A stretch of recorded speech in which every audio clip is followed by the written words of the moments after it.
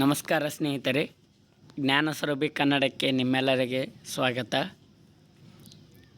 ಇಂದಿನಿಂದ ನಾವು ಎಲ್ಲ ಸ್ಪರ್ಧಾತ್ಮಕ ಪರೀಕ್ಷೆಗಳಿಗೆ ಉಪಯುಕ್ತವಾಗುವಂತಹ ಕನ್ನಡ ವ್ಯಾಕರಣವನ್ನು ಸಂಪೂರ್ಣವಾಗಿ ತಿಳಿಸಿಕೊಡುವಂತಹ ಪ್ರಯತ್ನವನ್ನು ಪ್ರಾರಂಭಿಸುತ್ತಿದ್ದೇನೆ.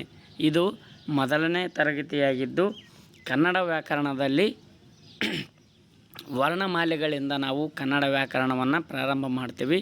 ಈ ಒಂದು ತರಗತಿಯಲ್ಲಿ ನಾವು ಕನ್ನಡ ವರ್ಣಮಾಲೆಗಳ ಬಗ್ಗೆ ಅಧ್ಯಯನ ಮಾಡೋಣ ಸ್ನೇಹಿತರೆ.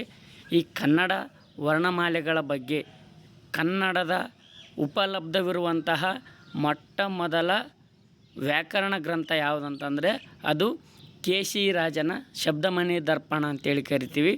ಈ ಒಂದು ಶಬ್ದಮಣಿ ದರ್ಪಣದಲ್ಲಿ ಕೆ.ಸಿ. ರಾಜನು ವರ್ಣಮಾಲೆಗಳ ಬಗ್ಗೆ ಏನೆಲ್ಲ ಹೇಳಿದ್ದಾನೆ, ಕನ್ನಡದ ಶುದ್ಧಿಗೆಗಳು ಯಾವುವು ಮತ್ತು ಅಚ್ಚಗನ್ನಡ ಅಕ್ಷರಗಳು ಯಾವುವು ಅಂಥೇಳಿ ತಿಳಿದುಕೊಳ್ಳುತ್ತಾ ಹೋಗೋಣಂತ ಸ್ನೇಹಿತರೆ. ಮೊದಲನೆಯದಾಗಿ ಕೆ.ಸಿ. ರಾಜನು ತಿಳಿಸುವ ಕನ್ನಡದ ಶುದ್ಧಿಗೆಗಳು. ಕೆ.ಸಿ. ರಾಜನು ಸಂಸ್ಕೃತದಲ್ಲಿರುವಂತಹ 52 ವರ್ಣಗಳನ್ನು ಮೊದಲು ತಿಳಿಸಿ, ನಂತರ ಕನ್ನಡದ 5 ದೇಶೀಯ ಅಕ್ಷರಗಳನ್ನು ಅದಕ್ಕೆ ಸೇರಿಸಿ ಒಟ್ಟು 57 ವರ್ಣಗಳನ್ನು ತಿಳಿಸುತ್ತಾನೆ. ನಂತರ ಕನ್ನಡಕ್ಕೆ ಉಪಯೋಗವಿಲ್ಲದ 10 ವರ್ಣಗಳನ್ನು ಕಳೆಯುತ್ತಾನೆ. ಉಳಿದ 47 ಅಕ್ಷರಗಳೇ ಕನ್ನಡದ ಶುದ್ಧಿಗೆಗಳು ಎಂದು ಕೆ.ಸಿ. ರಾಜನು ತನ್ನ ಶಬ್ದಮಣಿ ದರ್ಪಣದಲ್ಲಿ ತಿಳಿಸಿದ್ದಾನೆ. ಈ ಒಂದು ಕನ್ನಡದ ಶುದ್ಧಿಗೆಗಳ ಬಗ್ಗೆ ತಿಳಿಸುವಂತಹ ಸೂತ್ರ ಇಂತಿದೆ. ತಿಳಿ ದೇಶೀಯ ಮೈದಂ ಕಳೆ ನೀಂ ರೂವರ್ಣ ಶ ಶ ವಿಸರ್ಗ ಜಿಂಹಮೂಲಿಯ ಉಪಧ್ಮಾನಿಯ ಕ್ಷಳನಂ 47 ಶುದ್ಧಿಗೆ ಎಚ್ಚ ಕನ್ನಡಕ್ಕೀ ಕ್ರಮದಿ. ನೋಡಿರಿ, ಕೆ.ಸಿ. ರಾಜನು ಮೊದಲು ತಿಳಿಸುವ 52 ಅಕ್ಷರಗಳು ಯಾವ ಅಂತಂದ್ರೆ ಅದರಲ್ಲಿ ಸ್ವರಗಳು ಈ ರೀತಿಯಾಗಿದ್ದಾವೆ. ಅ ಆ ಇ ಈ ಉ ಊ ರು ರು ಲೃ ಲೃ ಎ ಓ ಔ. ವರ್ಗೀಯ ವ್ಯಂಜನಗಳು ಕ ಖ ಘ ಘ ಞ ಚ ಛ ಝ ಝ ಞ ಟ ಠ ಡ ಢ ಣ ಥ ಥ ದ ಧ ನ ಪ ಪ ಭ ಭ ಮ. ರವರ್ಗೀಯ ವ್ಯಂಜನಗಳು ಯ ರ ಲ ವ ಶ ಶ ಸ ಹ ಳ. ಯೋಗವಾಹಗಳು ಅನುಸ್ವಾರ ವಿಸರ್ಗ ಜಿಂಹಮೂಲಿಯ ಉಪಧ್ಮಾನಿಯ. ಕೆ.ಸಿ. ರಾಜನು ತಿಳಿಸುವ ಯೋಗವಾಹಗಳ ಸಂಖ್ಯೆ ಎಷ್ಟು ಅಂತೇಳಿ ಏನಾದರೂ ಪ್ರಶ್ನೆ ಬಂತಪ್ಪ ಅಂತಂದರೆ 4 ಯೋಗವಾಹಗಳನ್ನು ಕೆ.ಸಿ. ರಾಜನು ತಿಳಿಸಿದ್ದಾನೆ. ಅಥವಾ ಹಳೆಗನ್ನಡದಲ್ಲಿ ಯೋಗವಾಹಗಳ ಸಂಖ್ಯೆ ಎಷ್ಟು ಅಂತಂದರೆ 4. ಸೇರಿಸಬೇಕಾದ 5 ದೇಶೀಯ ಅಕ್ಷರಗಳು. ಇಲ್ಲಿ ನಿಮಗೆ ಪ್ರಶ್ನೆ ಬರುತ್ತೆ, ಕೆ.ಸಿ. ರಾಜನು ತಿಳಿಸುವಂತಹ ಕನ್ನಡದ ಅಥವಾ ದೇಶೀಯ ಅಕ್ಷರಗಳು ಯಾವುವು ಅಂಥೇಳಿ ಪ್ರಶ್ನೆ ಬರಬಹುದು ಸ್ನೇಹಿತರೆ. ಎ ಓ ಳ ಳ ಅಂದ್ರೆ ಕುಳ, ಇದು ಕುಳ ಅಂದರೆ ಅಚ್ಚಗನ್ನಡ ಳ ಅಕ್ಷರ. ಇದು ಕ್ಷಳ ಅಂತಂದರೆ ಸಂಸ್ಕೃತದ ಲ ಅಕ್ಷರವು ಕನ್ನಡಕ್ಕೆ ಳ ಆಗಿ ತದ್ಭವವಾಗಿರ್ತದೆ. ಅದನ್ನು ನಾವು ಕ್ಷಳ ಅಂತೇಳಿ ಕರಿತೀವಿ. ಆ ಕ್ಷಳನ ನಾವು ಏನು ಮಾಡಬೇಕು, ಕಳಿಬೇಕಂತೇಳಿ ಕೆ.ಸಿ. ರಾಜನು ಹೇಳ್ತಾನೆ. ಅದಾದ ನಂತರ ಶಕಟರೇಪೆ ಅಂದ್ರೆ ಹಳೆಗನ್ನಡದ ರ ಅಕ್ಷರ. ಅದಾದ ನಂತರ ರಳ ಅಂತಂದ್ರೆ ಹಳೆಗನ್ನಡದಲ್ಲಿ ಬಳಸುವಂತಹ ಳ ಅಕ್ಷರ. ಇವು ಕನ್ನಡದ 5 ದೇಶೀಯ ಅಕ್ಷರಗಳು. ಕಳೆಯಬೇಕಾದ 10 ಅಕ್ಷರಗಳು ಯಾವನ್ನ ಕನ್ನಡಕ್ಕೆ ಉಪಯೋಗವಿಲ್ಲ ಅಂತ ಹೇಳ್ತಾನಂದರೆ ರು ರು ಲೃ ಲೃ ಶ ಕ್ಷ ವಿಸರ್ಗ ಜಿಂಹಮೂಲಿಯ ಉಪಧ್ಮಾನಿಯ ಕ್ಷಳ ಕ್ಷಳ ಅಂತಂದರೆ ಆಗಲೇ ಹೇಳಿದೆ ನಿಮಗೆ, ಸಂಸ್ಕೃತದ ಲ ಅಕ್ಷರ ಕನ್ನಡಕ್ಕೆ ಳ ಆಗುವಂಥದ್ದು.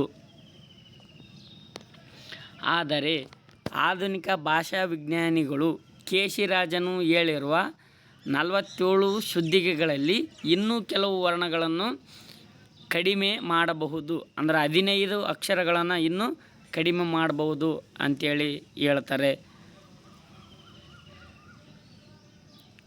ನೋಡ್ರಿ, ಅವರು ಕಡಿಮೆ ಮಾಡ್ಬೇಕಾ ಅಂತ ಹೇಳಿದ್ದು ಯಾವುವು ಅಂತಂದ್ರೆ ಶಕಟರೇಪೆ ಮತ್ತು ರಳ ಅಕ್ಷರಗಳನ್ನು ತೆಗಿಬೇಕು. ಇದು ಆಧುನಿಕ ಭಾಷಾ ವಿಜ್ಞಾನಿಗಳು ಹೇಳಿರ್ತಕ್ಕಂತಹ ವರ್ಣಮಾಲೆಗಳಲ್ಲಿ ಶಕಟರೇಪೆ, ರಳ, ಅನುಸ್ವಾರ, ಸಂಧ್ಯಾಕ್ಷರಗಳು. ನಾವೇನು ಸಂಧ್ಯಾಕ್ಷರಗಳು ಅಂತ ಕರಿತೀವಿ, ಕನ್ನಡದಲ್ಲಿರ್ತಕ್ಕಂಥ 2 ಸಂಧ್ಯಾಕ್ಷರಗಳು ಯಾವುವು ಅಂತಂದ್ರೆ ಐ ಮತ್ತು ಅವು. ಇವುಗಳನ್ನು ನಾವು ಸಂಧ್ಯಾಕ್ಷರಗಳು ಅಂತೇಳಿ ಕರಿತೀವಿ. ಆ 2 ಸಂಧ್ಯಾಕ್ಷರಗಳನ್ನು ಕಳಿಬೇಕು. ತದನಂತರ ಮಹಾಪ್ರಾಣಾಕ್ಷರಗಳನ್ನು ನಾವೇನು ಮಾಡಬೇಕು, ಕಳಿಬೇಕು. ಮಹಾಪ್ರಾಣಾಕ್ಷರಗಳು 10 ಮಹಾಪ್ರಾಣಾಕ್ಷರಗಳು.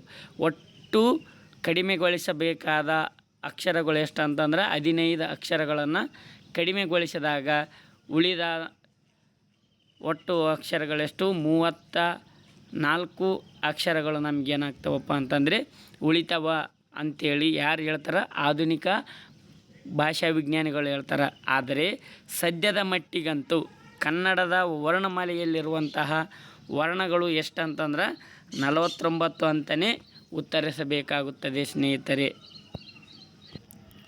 ಇಲ್ಲಿಯವರೆಗೂ ಕೇಶಿರಾಜನು ತನ್ನ ಶಬ್ದಮಣಿ ದರ್ಪಣದಲ್ಲಿ ತಿಳಿಸಿರುವ ಕ್ರಮದ ಬಗ್ಗೆ ಅಧ್ಯಯನ ಮಾಡಿದ್ವಿ.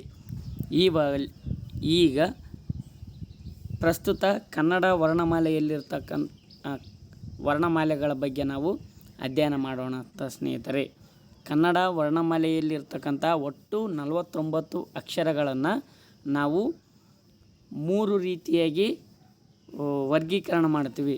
ಒಂದು ಸ್ವರಗಳು, ವ್ಯಂಜನಗಳು, ಯೋಗವಾಹಗಳು.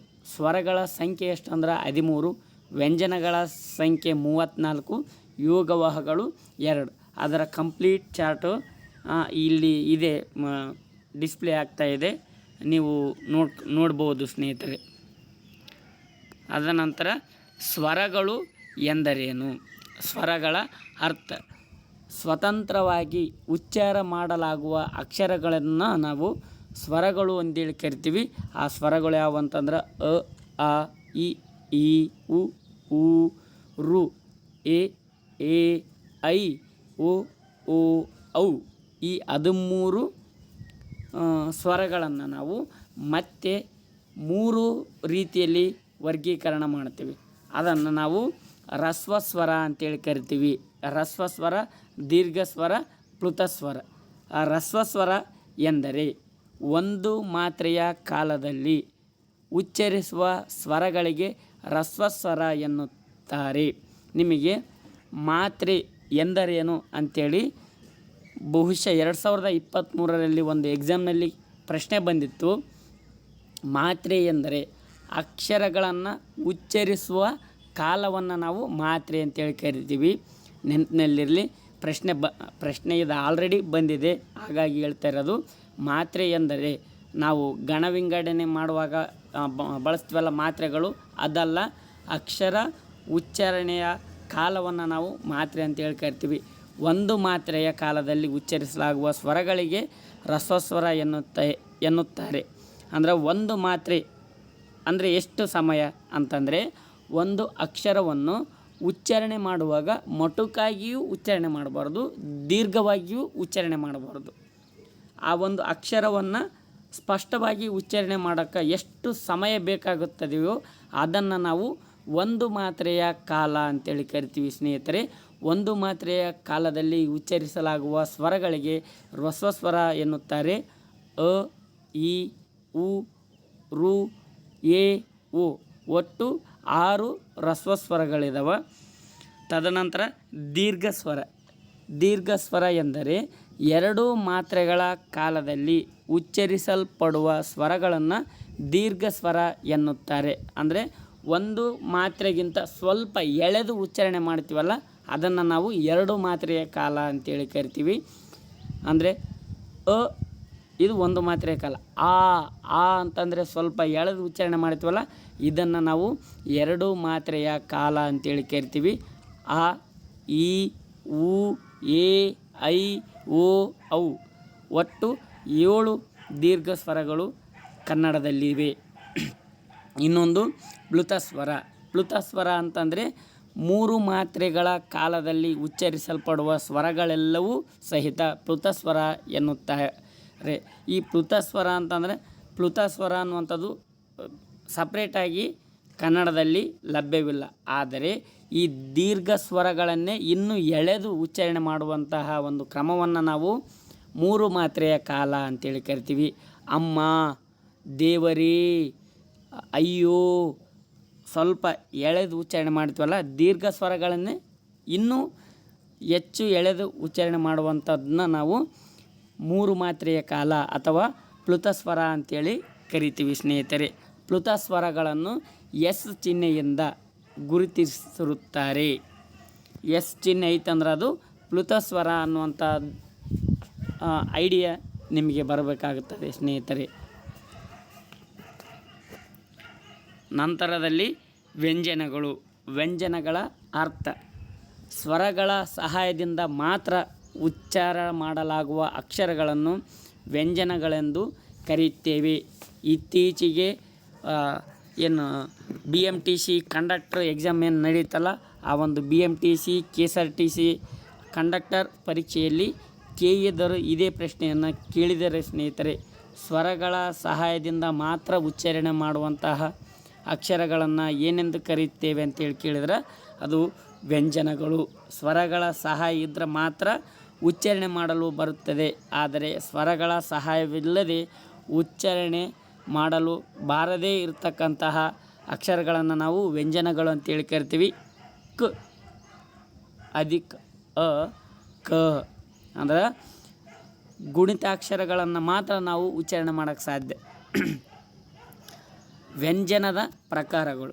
ವ್ಯಂಜನಗಳಲ್ಲಿ 2 ವಿಧ ನೋಡ್ತೀವಿ ನಾವು. ಒಂದು ವರ್ಗೀಯ ವ್ಯಂಜನ, ಇನ್ನೊಂದು ಅವರ್ಗೀಯ ವ್ಯಂಜನ. ಈ ವರ್ಗೀಯ ವ್ಯಂಜನ ಎಂದರೆ ಕದಿಂದ ಮವರೆಗಿನ 25 ಅಕ್ಷರಗಳನ್ನು ವರ್ಗೀಯ ವ್ಯಂಜನ ಎನ್ನುತ್ತಾರೆ. ಉಚ್ಚರಿಸುವಾಗ ಅವು ಹುಟ್ಟುವ ಸ್ಥಳವನ್ನು ಆಧರಿಸಿ ಅವನ್ನು 5 ವರ್ಗಗಳಾಗಿ ವಿಂಗಡಿಸಲಾಗಿದೆ. ಅಂದರೆ ಅಕ್ಷರಗಳು ಹುಟ್ಟುವ ಸ್ಥಳವನ್ನು ಆಧರಿಸಿ 5 ವರ್ಗಗಳಾಗಿ ವಿಂಗಡಿಸಿರುವಂತಹ ವ್ಯಂಜನಾಕ್ಷರಗಳನ್ನು ವರ್ಗೀಯ ವ್ಯಂಜನಗಳು ಎಂದು ಕರೆಯುತ್ತೇವೆ. ನೋಡಿರಿ, ಕ ವರ್ಗ, ಚ ವರ್ಗ, ಟ ವರ್ಗ, ತ ವರ್ಗ, ಪ ವರ್ಗ ಅಂತೇಳಿ ಕರಿತೀವಿ. ವರ್ಗದ ಪ್ರಥಮ ಮತ್ತು ತೃತೀಯ ಅಕ್ಷರಗಳು ಅಲ್ಪ ಪ್ರಾಣಗಳಾಗಿರ್ತವೆ. ವರ್ಗದ ದ್ವಿತೀಯ ಮತ್ತು ಚತುರ್ಥ ಸಾಲು ಅಕ್ಷರಗಳು ಮಹಾಪ್ರಾಣಗಳಾಗಿರುತ್ತವೆ. ನಿಮಗೆ ಪ್ರಶ್ನೆ ಬರುತ್ತೆ ಸ್ನೇಹಿತರೆ, ವರ್ಗದ ಪ್ರಥಮ ಮತ್ತು ದ್ವಿತೀಯ ಅಕ್ಷರಗಳನ್ನು ಏನೆಂದು ಕರೆಯುತ್ತಾರೆ? ಅಲ್ಪ ಪ್ರಾಣ, ಮಹಾಪ್ರಾಣ, ಅನುನಾಸಿಕ, ದೀರ್ಘ ಸ್ವರ ಈ ರೀತಿಯಾಗಿ ಕೇಳಿದಾಗ ಸ್ನೇಹಿತರೆ ಅಲ್ಪ ಪ್ರಾಣ. ವರ್ಗದ ತೃತೀಯ ಮತ್ತು ಚತುರ್ಥ ಅಕ್ಷರಗಳನ್ನು ಏನೆಂದು ಕರೆಯುತ್ತೇವೆ ಅಂತಂದ್ರೆ ಮಹಾಪ್ರಾಣಗಳು ಅಂತೇಳಿ ಕರಿತೀವಿ.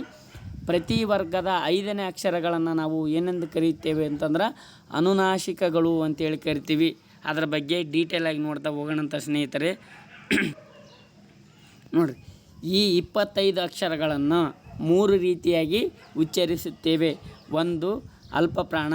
ಅಲ್ಪ ಎಂದರೆ ಕಡಿಮೆ ಪ್ರಾಣ. ಪ್ರಾಣ ಅಂದರೆ ಉಸಿರು. ಕಡಿಮೆ ಉಸಿರಿನಿಂದ ಉಚ್ಚರಿಸಲ್ಪಡುವ ಅಕ್ಷರಗಳಿಗೆ ಅಲ್ಪ ಪ್ರಾಣ ಎನ್ನುತ್ತಾರೆ. ಕ, ಚ, ಟ, ತ, ಪ, ಗ, ಜ, ಡ, ದ, ಬ.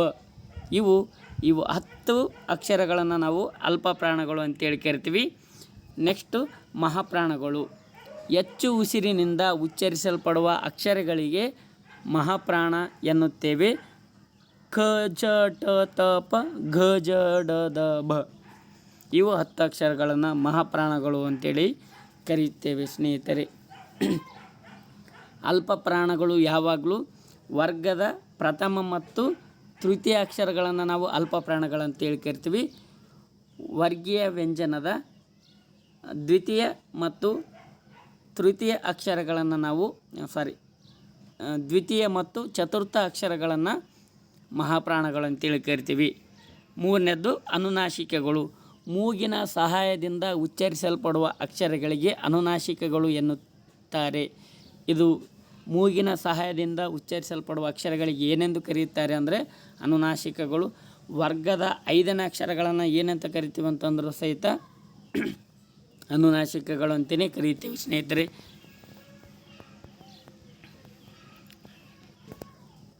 ನೆಕ್ಸ್ಟು ಅವರ್ಗೀಯ ವ್ಯಂಜನಗಳು.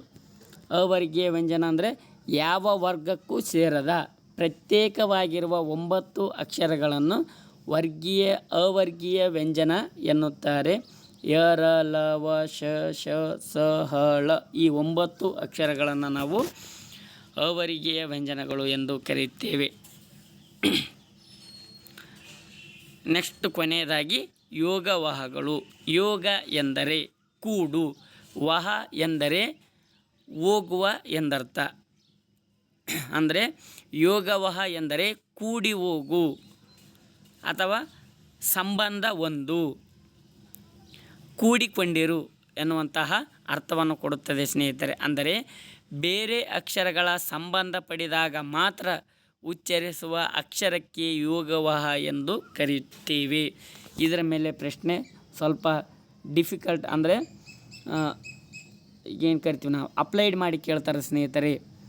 ಬೇರೆ ಅಕ್ಷರಗಳ ಸಹಾಯವಿಲ್ಲದೆ ಉಚ್ಚರಿಸಲ್ಪಡುವ ಅಕ್ಷರಗಳಿಗೆ ಏನಂತ ಕರಿತೀವಿ? ಯೋಗವಾಹಗಳು. ಯಾವುದೇ ಅಕ್ಷರದ ಸಂಬಂಧವಿಲ್ಲದೆ ಉಚ್ಚಾರಣೆ ಮಾಡಲು ಸಾಧ್ಯವಿಲ್ಲದ ಅಕ್ಷರಗಳನ್ನು ಏನೆಂದು ಕರೆಯುತ್ತೇವೆ? ಯೋಗವಾಹಗಳು. ಈ ಯೋಗವಾಹಗಳಲ್ಲಿ 2 ವಿಧ. ಒಂದನ್ನು ಅನುಸ್ವಾರ ಅಂತೇಳಿ ಕರಿತೀವಿ. ಅನುಸ್ವಾರ ಇದನ್ನು ಬಿಂದು ಅಂತೇಳಿ ಸಹಿತ ಕರೆಯುತ್ತಾರೆ ಸ್ನೇಹಿತರೆ. 2023 FDA ಪರೀಕ್ಷೆಯಲ್ಲಿ KA ಪ್ರಶ್ನೆ ಪತ್ರಿಕೆಯಲ್ಲಿ ಅನುಸ್ವಾರ ಅಥವಾ ಬಿಂದು ಅಂತಲೇ ಕೊಟ್ಟಿದ್ದಾರೆ ಸ್ನೇಹಿತರೆ. ಹಾಗಾಗಿ ಅನುಸ್ವಾರ ಅಂದರೂ ಒಂದೇ, ಬಿಂದು ಅಂದ್ರೂ ಒಂದೇ. ಸ್ವರದ ಸಂಬಂಧ ಪಡೆದ ಒಂದು ಸೊನ್ನೆಗೆ ಅನುಸ್ವಾರ ಎನ್ನುತ್ತೇವೆ. ಒಂದು ಸೊನ್ನೆ ಅಥವಾ ಒಂದು ಬಿಂದುವಿಗೆ ನಾವು ಅನುಸ್ವಾರ ಅಂತೇಳಿ ಕರಿತೀವಿ. ಸ್ವರದ ಸಂಬಂಧ ಪಡೆದ ಒಂದರ ಮೇಲೊಂದಿರುವ 2 ಸೊನ್ನೆಗೆ ವಿಸರ್ಗ ಎನ್ನುತ್ತೇವೆ. ಅನುಸ್ವಾರ ಅಂದ್ರೂ ಒಂದೇ, ಬಿಂದು ಅಂದ್ರೂ ಒಂದೇ, ನೆನಪಿರಲಿ ಸ್ನೇಹಿತರೆ.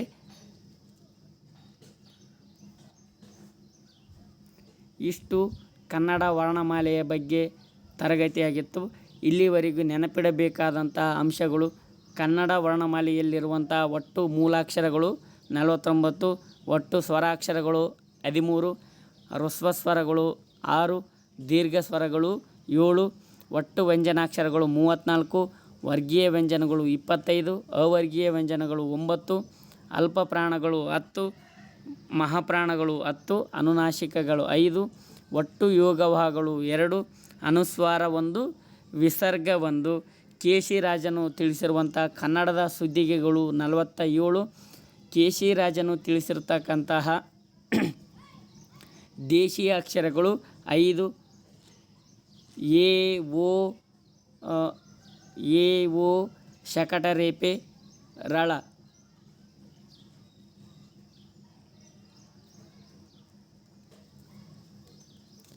ಮುಂದಿನ ತರಗತಿಯಲ್ಲಿ ಅಕ್ಷರಗಳು ಹುಟ್ಟುವ ಸ್ಥಾನಗಳ ಬಗ್ಗೆ ನಾವು ತಿಳಿದುಕೊಳ್ಳೋಣಂತ ಸ್ನೇಹಿತರೆ.